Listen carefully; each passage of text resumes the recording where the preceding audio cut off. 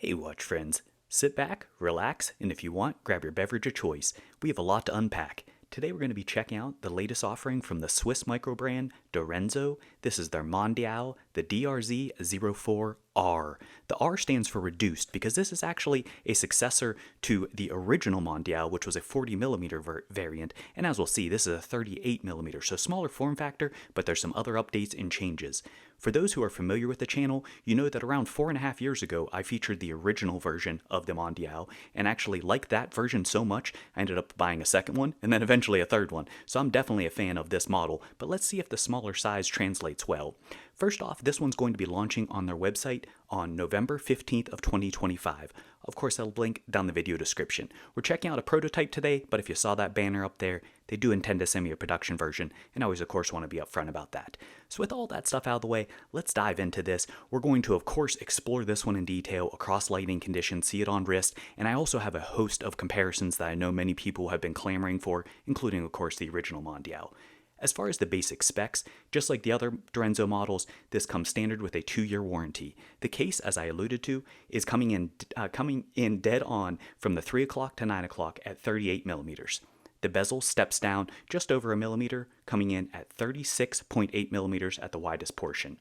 The lugs are, so with this being an integrated style bracelet, in between the lugs, so the traditional measurement is 14mm. However, with being integrated, I measured the outside as well. That's coming in at 23.8mm. For those who are wondering, and we'll come back to this bracelet sizing is the same as the original, so it is going to be interchangeable there.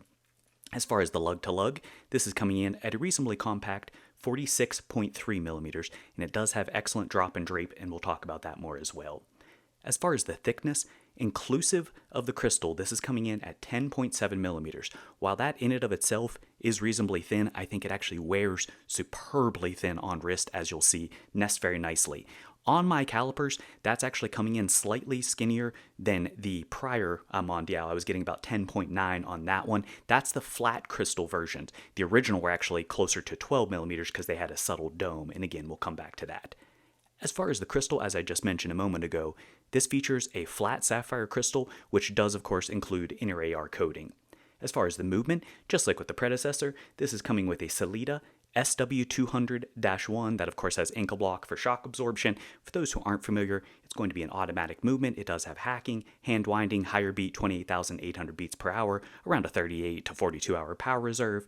And with this particular one, so as you can see, this is a no date variant. It does not have a ghost position, so that's nice. Just click straight to that hacking. However, they do have a date version available, and that of course will have that first click. The water resistance is going to carry over. It's going to be 100 meters or 10 atmospheres. In my opinion, for a sports style watch, I think that's spot on.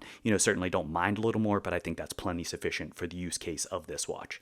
As far as the weight, sized to my 6.5-inch wrist on this factory included bracelet, it's coming in at 125.4 grams, so not too bad there at all. They do additionally have optional straps, so this is an FKM rubber variant. There's a few different colors that we'll check out through the video. On this strap, you're looking at 84.3 grams, so that really takes the weight down to a featherweight type there. Alright, so with the basic specs out of the way, let's go ahead and dive deeper and get a better feel for this particular model. First, for the colors, there are a slew of options available. You're actually looking at 9 different variants that you have here, and then additionally there's actually multiple configurations of them. You have a white, which is a return. You have a light blue, which was featured on a subsequent drop as well. A yellow, which is another return. But then you have brand new ones. You have a pistachio green color. You have a gloss black, so that's actually a lacquer gloss black. Really nice deep inkiness to that. That looks awesome. Then there's one that I've been asking for a while. There is a pink variant as well. And then there are 3 LE versions, or limited edition versions. You're looking at the Sandblast that we have here today. There's additionally a Sandblast PVD version.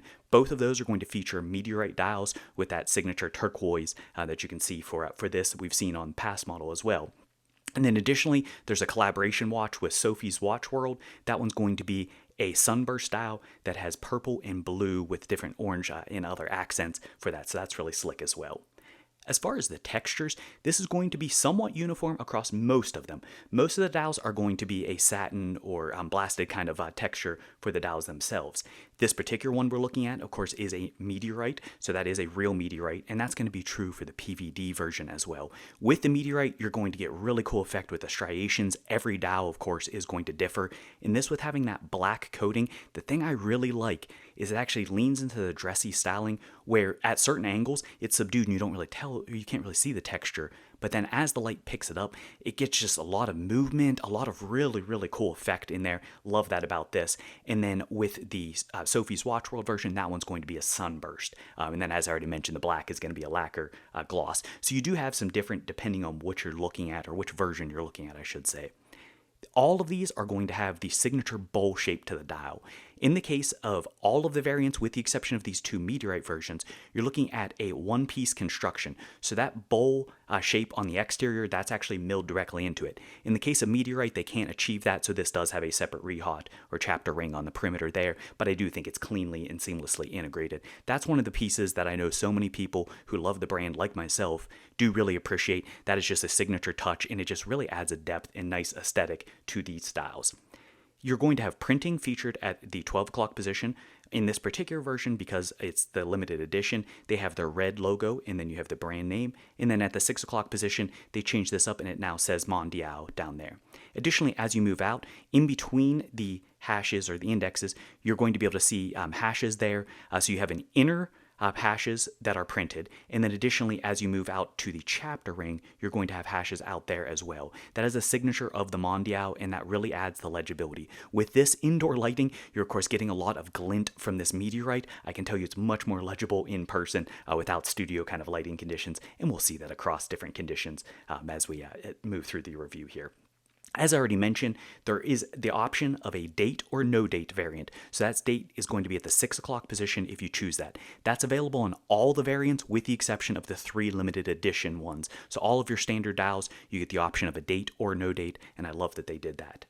As far as the hardware, this is going to be reminiscent of the styling, or the same styling, as the original. So you're going to have what I would describe as being skeletonized propeller blades. And the reason for that, this is like an aviation type styling for it. It has a nice flowing taper. You can see skeletonization at the base. The finishing on that is going to vary depending on which one you go with.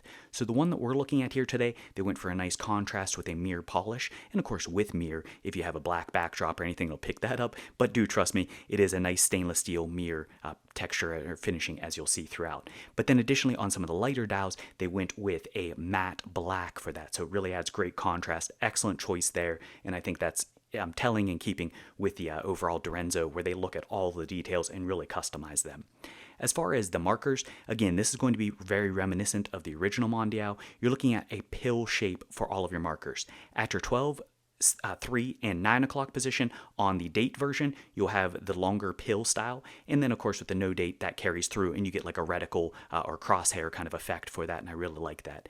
Additionally, in between those, you do have smaller pills as well, so you can see just little accents. And then looking at the second hand, carrying over with that same theming, you can see that that does tie in nicely with the larger pill. You can see with the counterbalance, that carries over for that pill style, and then has a lollipop tip. In this case, they went with the same color for that.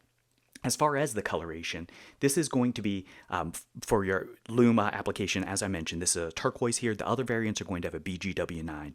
The lume performance on this is very respectable, especially for being a dress style watch.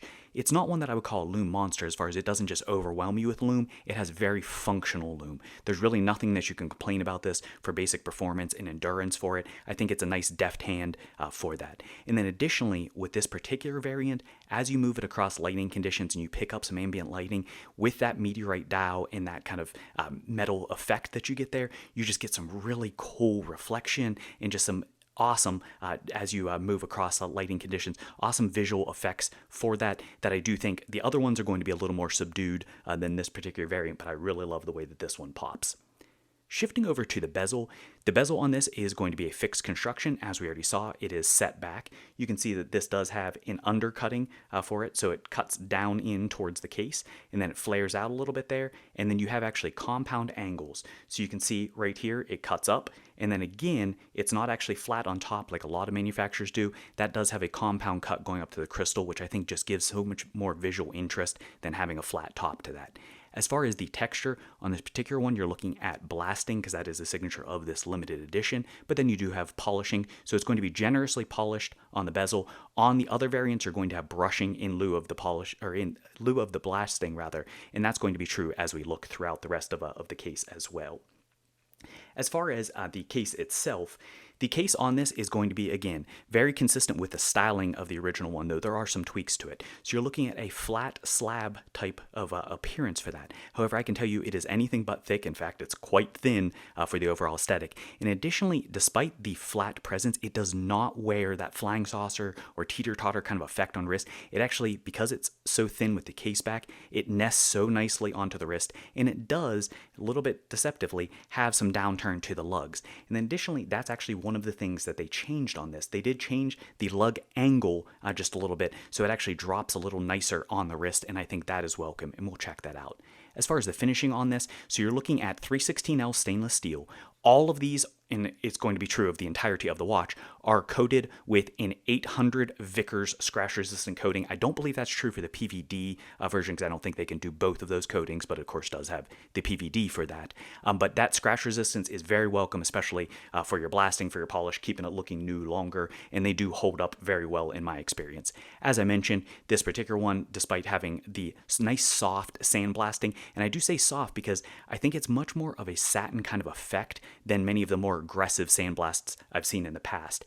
But that's going to be brushing on some of the other variants. You do still have the polish accents that really kind of accentuate the exterior lines of that, and I think this is just a contrast monster. Seeing the contrast between that polishing as well as that blasting, it just really makes it pop, and I think despite blasting oftentimes being kind of industrial, this I think actually accentuates the dressy and just luxurious feel of this particular one. Really like this effect. Excellent there. As I mentioned, the lugs do kick out a little bit farther, still going to carry over, so you have a little more of a ledge there now that's kicking out a little farther, but then the integrated styling, and then at the 3 o'clock side, as you can see, it does not have a crown guard, which I think is in keeping with the overall style of this watch. As far as the crown itself, this is coming in at 6.3 millimeters. As you'd probably expect for a sports style watch, it is a screw down crown. You're going to have a gear cut for that. Nice grip on that, plenty good access as far as sizing, smooth the turn there. And then you do additionally have the signature that's milled in with their logo on the exterior there. As far as the case back on this is a screw-in construction. Similar to what we've seen on past versions, this features really nicely integrated keyholes around the perimeter. The texture on this is going to be brushing as well as blast, so you get a nice contrast for that, and I'm glad that they didn't use polishing. I'm not really a huge fan of polishing on case back. Additionally, you're going to have an exhibition window in the middle there, so you can see the movement. This does have a somewhat customized rotor Geneva striping, and just with the brand name. And then additionally, you do have that red printed logo in the middle there. That's actually printed on the glass itself, or on the crystal there. So I think that's a pretty cool touch as well. And of course, as you move that around, you can see all the intricacies of the SW200.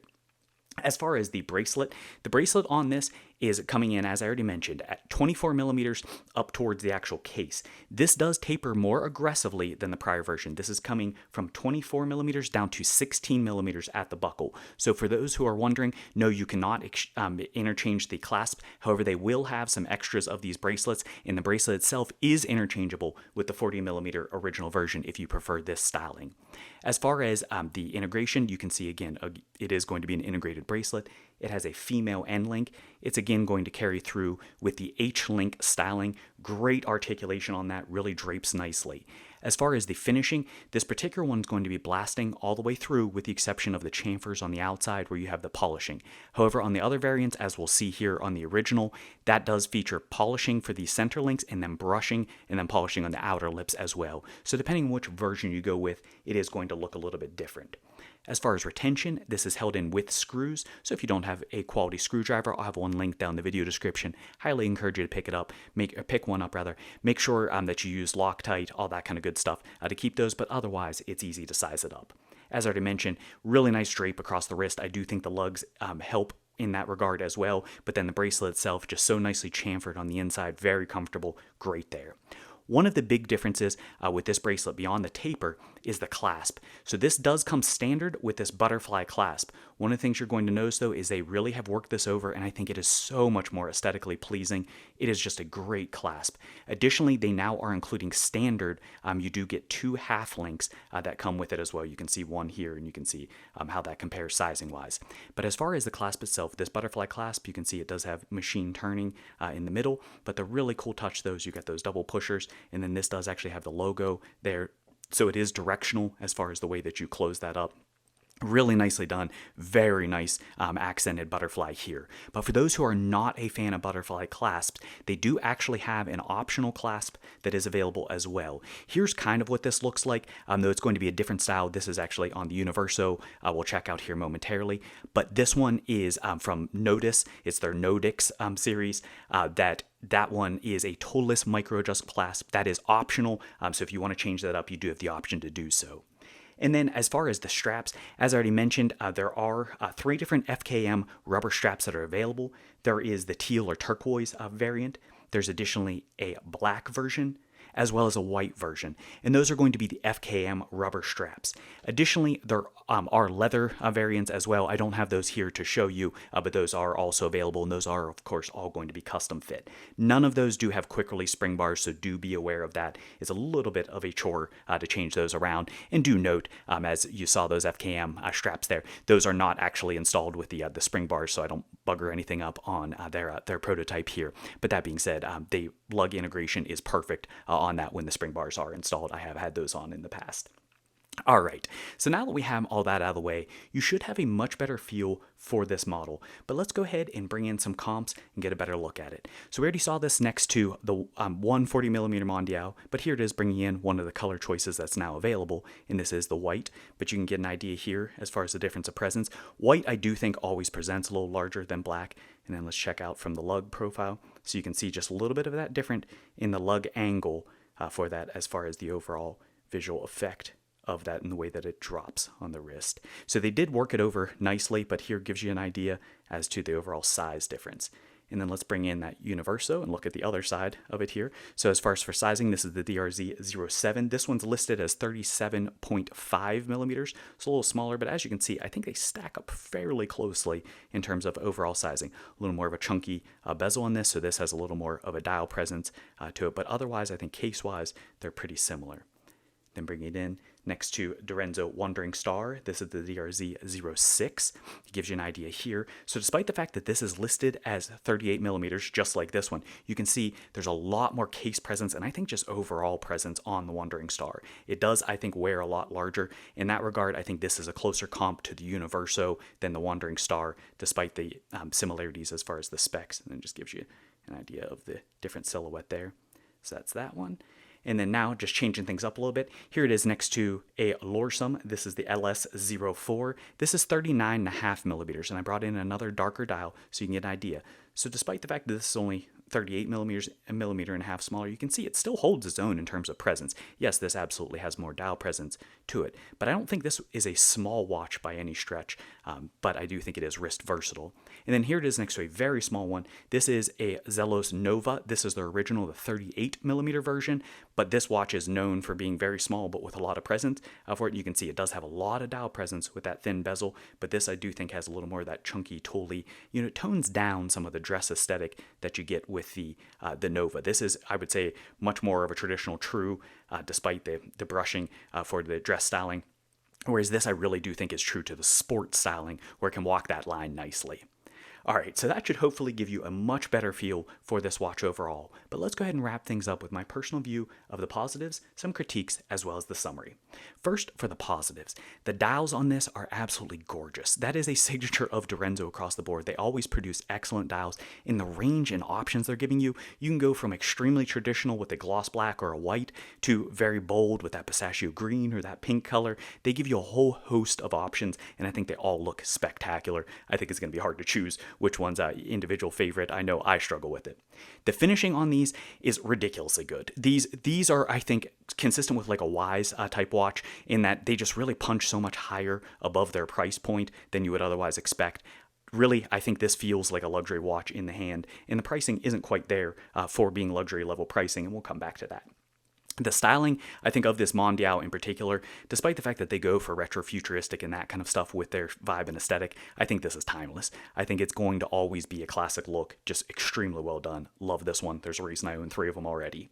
And then as far as the sizing on this 38 I think is excellent, and I think they have perfect options. The 40 millimeter I think wears a little larger than 40 millimeters. This 38 I still think wears a little larger than a 38, but I think it gives you a nice range. If you have a smaller wrist like my 6.5 inch wrist that we saw throughout this footage, I think this wears excellently. You could go smaller as well, but I also can pull off the 40 millimeter, and I think if you're a larger wrist, you might prefer the 40, but I think you can get by with any option depending on your preferences, so that's great. Love the fact that they brought back both date and no date options, really expanded the no date selection, and that's fantastic because that's the direction I personally plan to go with this. And then finally, the pricing. I mentioned the pricing there as far as not being luxury level pricing. This starts at around $930 at launch and then goes up to, for this LE version, is I believe $1,150. That's converted to US dollars.